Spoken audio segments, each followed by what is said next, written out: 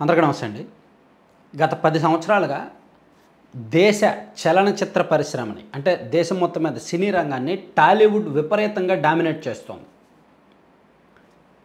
సక్సెస్ల పరంగా, talented actors పరంగా, talented directors పరంగా, బిజినెస్ పరంగా, కమర్షియల్ అంటే డబ్బులు పెట్టి తిరిగి రాబెట్టుకోవడం. సినిమా అంటేనే ఏంటి? రూపాయి పెట్టాలి, రూపాయి 10 పైసలు రాబెట్టుకోవాలి. ఆ రూపాయి అందరూ పంచుకోవాలి, ఆ 10 పైసలు ప్రొడ్యూసర్ తినాలి. ఇదే సినిమా ఫార్ములా. సో దీనిలో మొదటి నుంచి కూడా ఇంతే, ఎంత పెట్టామో అంత రాబట్టుకున్నాం. అలా రాబట్టుకోవడానికి టాలీవుడ్ రకరకాల దారులు తొక్కుతుంది. అందులో కొన్ని అడ్డదారులు కూడా ఉన్నాయి, కొన్ని నిలువు దారులు ఉన్నాయి, కొన్ని వంకర దారులు ఉన్నాయి, అన్నీ ఉన్నాయి. రాజకీయంగా వాళ్ళు కొన్ని పరిచయాలు వాడుకుంటున్నారు, టికెట్ రేట్లు పెంచుతున్నారు, టాలీవుడ్లో ఉన్న ఎమోషన్స్ని క్యాష్ చేసుకుంటున్నారు. ఇదే ఫార్ములా ఇతర రాష్ట్రాల్లో సినీ పరిశ్రమలు అమలు అవుతున్నాయి. సో ఇప్పుడు టాలీవుడ్లో ఒక పెద్ద సంక్షోభం తలెత్తింది. తెలుగు సినీ రంగంలో బహుశా కొన్ని దశాబ్దాలుగా ఇటువంటి పరిస్థితి లేదు. ఇప్పుడు ఒక 4 రోజుల నుంచి షూటింగ్లన్నీ ఆగిపోయాయి. ఖచ్చితంగా దేశంలో సినీ రంగానికి కూడా దెబ్బ. టాలీవుడ్లో సినిమాలు ఆగిపోతాయి.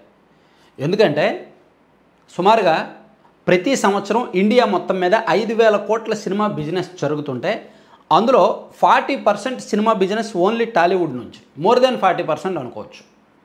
అంతెందుకు, దేశంలో హయ్యెస్ట్ కలెక్షన్స్ వచ్చిన సినిమాలు టాప్ 10లో చూస్తే 6 తెలుగు సినిమాలే ఉంటాయి.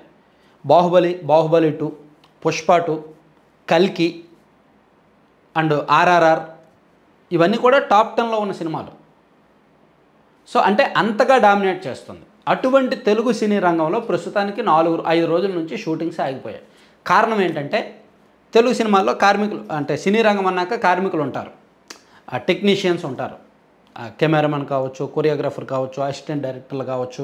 సో వీళ్ళందరికీ కూడా శాలరీస్ లెక్క. కొంతమంది ఏంటంటే సినిమాల్లో ప్యాకేజ్ ఇస్తారు.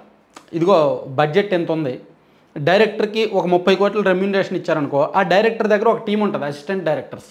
అతను అసిస్టెంట్లకి తన రెమ్యూనరేషన్లో కొంత వాటా ఇచ్చుకుంటాడు. అలాగే కెమెరామెన్, ఓవరాల్గా కెమెరామెన్కి ఆ సినిమాలో ఒక 2 కోట్లు ఇచ్చారనుకో, అందులో కెమెరామెన్ దగ్గర ఉన్న అసిస్టెంట్లకి వాళ్ళు కొంత ఇచ్చుకుంటారు. అలాగే కొరియోగ్రాఫర్కి 1 కోటి రూపాయలు ఇచ్చారనుకోండి, అతను తన దగ్గర ఉన్న అసిస్టెంట్కి ఆయన డబ్బులు ఇచ్చుకుంటాడు. ఆ కోట్లో ఎంతైనా ఇచ్చుకోవచ్చు. ఇలా కొంతమంది మాట్లాడతారు. అలా కాకుండా ఎవరి రెమ్యూనరేషన్ వాళ్ళకి సెపరేట్గా, ఎవరి డబ్బులు వాళ్ళకి సెపరేట్గా, ఇదిగో కొరియోగ్రాఫర్లు ఎంతమంది, ఒక 20 మంది ఉంటారా మీ గ్రూపు, వాళ్ళందరికీ నేను ఇస్తాను, నీకు ఎంత కావాలో తీసుకో. ఇలా కొంతమంది ప్రొడ్యూసర్లు ఇలా మాట్లాడుతుంటారు. సో ఈ క్రమంలోనే సినీ రంగంలో కార్మికులు ఇంపార్టెంట్, టెక్నీషియన్స్ కావచ్చు, కార్మికులు కావచ్చు, వీళ్ళందరూ కూడా ఇంపార్టెంట్. సో హీరోల రెమ్యూనరేషన్లు విపరీతంగా పెరుగుతున్నాయి. 2004-05 నాటికి 10 కోట్ల రెమ్యూనరేషన్ తీసుకునే హీరోలు, 7 నుంచి 10 కోట్ల రెమ్యూనరేషన్ మాత్రమే తీసుకునే హీరోలు ఇప్పుడు 50 కోట్లు, 60 కోట్లు, 70 కోట్లు తీసుకుంటున్నారు. అలాగే డైరెక్టర్లు, ఒకప్పుడు 2 కోట్లు, 3 కోట్లు మాత్రమే తీసుకున్న డైరెక్టర్లు ఇప్పుడు 30 కోట్లు, 40 కోట్లు, 50 కోట్లు తీసుకుంటున్నారు. ఈవెన్ సుకుమార్ గారి రేంజ్ 100కు వెళ్ళిపోయింది, అండ్ ఎస్ఎస్ రాజమౌళి గారి రేంజ్ 100కు వెళ్ళిపోయింది.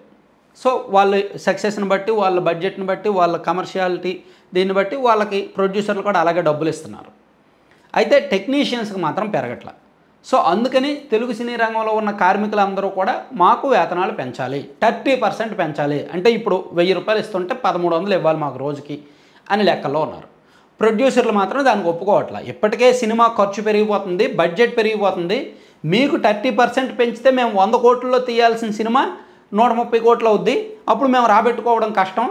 ఆల్రెడీ టెక్నీషియన్స్కి, ఐటీ ఎంప్లాయీస్కి ఉన్న శాలరీస్ కంటే ఎక్కువే ఇస్తున్నాము అని ఒక సీనియర్ ప్రొడ్యూసర్ మొన్న మాట్లాడారు. సో అంటే నిర్మాతలేమో ససేమేరా అంటున్నారు, మేము పెంచమని. మీరు పెంచకపోతే మేము రాము, మేము బంద్ చేస్తాము అని కార్మికులు అంటున్నారనమాట.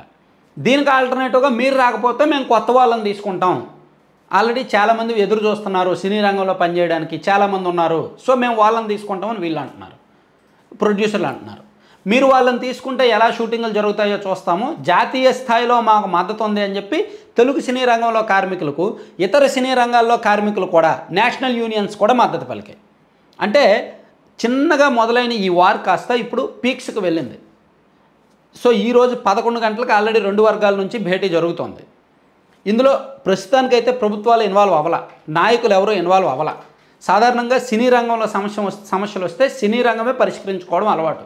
మొదటి నుంచి కూడా ఎన్టీఆర్ గారు, ఏఎన్ఆర్ గారు ఉన్నప్పుడు, కృష్ణ గారు వాళ్ళు ఉన్నప్పుడు, ఆ తర్వాత దాసరి నారాయణరావు గారు దాదాపుగా 20 ఏళ్ళ పాటు తెలుగు సినీ రంగానికి పెద్దగా ఉన్నారు. దాసరి నారాయణరావు గారు ఏ సమస్య వచ్చినా సరే ఆయన దగ్గరికి వెళ్ళేవాళ్ళు అందరూ. ఆయన ఇటు యాక్టర్ల తరపున, అటు ప్రొడ్యూసర్ల తరపున, ప్లస్ అటు ఆర్టిస్టులు వాళ్ళు టెక్నీషియన్స్ తరపున, అందరి తరపున ఆయన మాట్లాడేవారు. ఎందుకంటే ఆయన ఒక నటుడు, దర్శకుడు, ప్రొడ్యూసరు, అందరికీ తెలుసు. ఆ తర్వాత దాసరి నారాయణరావు గారి తర్వాత ఆ పాత్రలోకి గత 7-8 సంవత్సరాల నుంచి చిరంజీవి గారు ఉన్నారు. సో చిరంజీవి గారు అంటే అందరికీ గౌరవం ఉంది. ఆయన కూడా సీనియర్, ఆయనకు కూడా అందరి గురించి తెలుసు, టెక్నీషియన్ల కష్టం తెలుసు, ప్రొడ్యూసర్లు పెట్టే డబ్బులు విలువ తెలుసు, ప్లస్ యాక్టర్ల నటుల విలువ తెలుసు, ఇవన్నీ తెలుసు కాబట్టి చిరంజీవి గారు ఉన్నారు. సో ఇప్పుడు దీన్ని ఇటువంటి ఇష్యూస్ వచ్చినప్పుడు పరిష్కరించాల్సింది సీనియర్గా చిరంజీవి గారు, లేదా హీరోల నుంచి ఒక 2 టెక్నీషియన్స్ నుంచి ఒక 10 మంది, ప్రొడ్యూసర్ల నుంచి ఒక 4, డైరెక్టర్ల నుంచి ఒక 4 అందరూ కలిపి కూర్చొని మాట్లాడుకుంటారా? ఇక్కడ సొల్యూషన్ ఏంటంటే కేవలం ప్రొడ్యూసర్లకి టెక్నీషియన్స్కి కదా, సో మిగిలిన వాళ్ళకి సంబంధం లేదు అనుకోవడానికి లేదు. ఎందుకంటే షూటింగ్ ఆగిపోతే అందరూ దెబ్బతింటారు. సుమారుగా 50,000 కుటుంబాలు దెబ్బతింటాయి. ఈ 50,000 కుటుంబాల్లో 90% కుటుంబాలు టెక్నీషియన్లవే. హీరోలకు పెద్ద ఇబ్బంది లేదు. ఇప్పుడు టాప్ హీరోలు ఎవ్వరికి వాళ్ళ జీవితాంతం సినిమాలు లేకపోయినా బతికేయగలరు. నెక్స్ట్ జనరేషన్స్ కూడా. ఈవెన్ ప్రొడ్యూసర్లు కూడా ఆ బిజినెస్ కాకపోతే వేరే బిజినెస్ చేసుకుంటారు. ఈవెన్ డైరెక్టర్లు కూడా. అంటే సంపాదించిన వాడికి ఇబ్బంది ఏమీ లేదు, కానీ సినిమాని నమ్ముకున్న టెక్నీషియన్కి మాత్రం ఇబ్బంది వస్తుంది. అంతమందికి బయట ఉపాధి ఉండదు. అయితే ఇదంతా మనం ఆలోచించడం అనవసరం. ఇదంతా కూడా తాత్కాలికమే, కొన్ని రోజుల్లోనే ముగిసిపోద్ది. కానీ ఈ ఇష్యూని కేవలం వాళ్ళిద్దరి మధ్య ఇష్యూగా చూడకుండా హీరోల నుంచి కొంతమంది, డైరెక్టర్ల నుంచి కొంతమంది, సినీ రంగం అంటేనే 24 ఫ్రేమ్స్ అంటారు కదా, ఈ 24 ఫ్రేమ్స్ నుంచి ఒక్కొక్క ప్రతినిధి వెళ్ళి మాట్లాడుకుంటే కొంత సాల్వ్ అయ్యే అవకాశం ఉంది. దీన్ని ఇంకా రచ్చ చేసుకునే కొద్దీ ఇతర ఇండస్ట్రీలకు, ఇతర సినీ రంగాలకు కూడా టాలీవుడ్ చులకనైపోద్ది.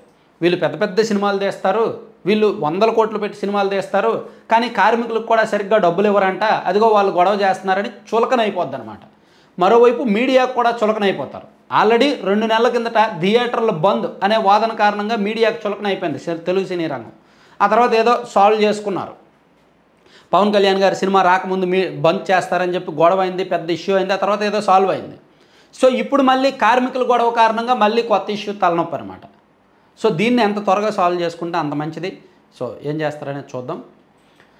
సరే, కంటెంట్కి సంబంధం లేకుండా ఒక ప్రమోషను మేబీ మీరు చూసే ఉంటారు రెగ్యులర్గా. laddupalem.com అని, అంటే ఇది కంటెంట్కి సంబంధం లేదు, స్కిప్ చేసి వెళ్ళిపోవచ్చు. లేదు ఇదేంటి కొత్త ప్రోడక్ట్, కొత్త ఫుడ్ ప్రోడక్ట్ కదా చూద్దాం అనుకునే వాళ్ళు చివరి వరకు చూడండి. సో laddupalem.com అని, ఇది ప్యూర్లీ ఆర్గానిక్ వేలో ఆర్గానిక్ ఇంగ్రీడియంట్స్తో రాగి, సజ్జ, జొన్న, కొర్ర వంటి మిల్లెట్స్, అలాగే డ్రై ఫ్రూట్స్, బాదము, పిస్తా, జీడిపప్పు వంటి డ్రై ఫ్రూట్స్ అండ్ సీడ్స్, రకరకాల సీడ్స్, అవిసె గింజల విత్తనాలు, గుమ్మడి గింజల విత్తనాలు, పొద్దుతిరుగుడు విత్తనాలు, లోటస్ సీడ్స్, ఇలా డిఫరెంట్ సీడ్స్, ఇలా మొత్తం మీద ఒక 20 రకాల హెల్దీ ఐటమ్స్తో లడ్డూలు చేస్తున్నారనమాట. దీనిలో ప్యూర్ ఘీ వాడతారు అండ్ బెల్లం పొడి వాడతారు, కొన్నిట్లో ఖర్జూరం పొడి వాడతారు అనమాట, డేట్స్ పౌడర్. సో ఇది కావాలంటే బుక్ చేయొచ్చు. లేదా అంటే స్వీట్లు పడవ హాట్ స్నాక్స్ కావాలనుకున్న వాళ్ళు మిల్లెట్స్తో చేసిన హాట్ స్నాక్స్ బుక్ చేయొచ్చు. అలాగే పిల్లలకు ప్రోటీన్ పౌడర్ ఉంది. పిల్లలకి, పెద్దలకి, అందరికీ కూడా ఎముకల దృఢత్వానికి అండ్ కొంత రక్తం, అంటే అన్ని రకాలుగా కూడా ఇమ్యూనిటీ బూస్టర్ కావచ్చు, పోషకాహారానికి అన్ని రకాలుగా ఉపయోగపడే ప్రోటీన్ పౌడర్స్ ఒక 3 రకాలు ఉన్నాయి. వీటిని కూడా ఏది కావాలంటే అది laddupalem.com అనే ఒక వెబ్సైట్లో విజిట్ చేసి బుక్ చేయండి. లేదా 9997839994 అనే నెంబర్కి కాల్ చేసి లేదా వాట్సాప్లో మెసేజ్ చేసి మీకు ఏది కావాలో అవి బుక్ చేసుకోవచ్చు. Thank you.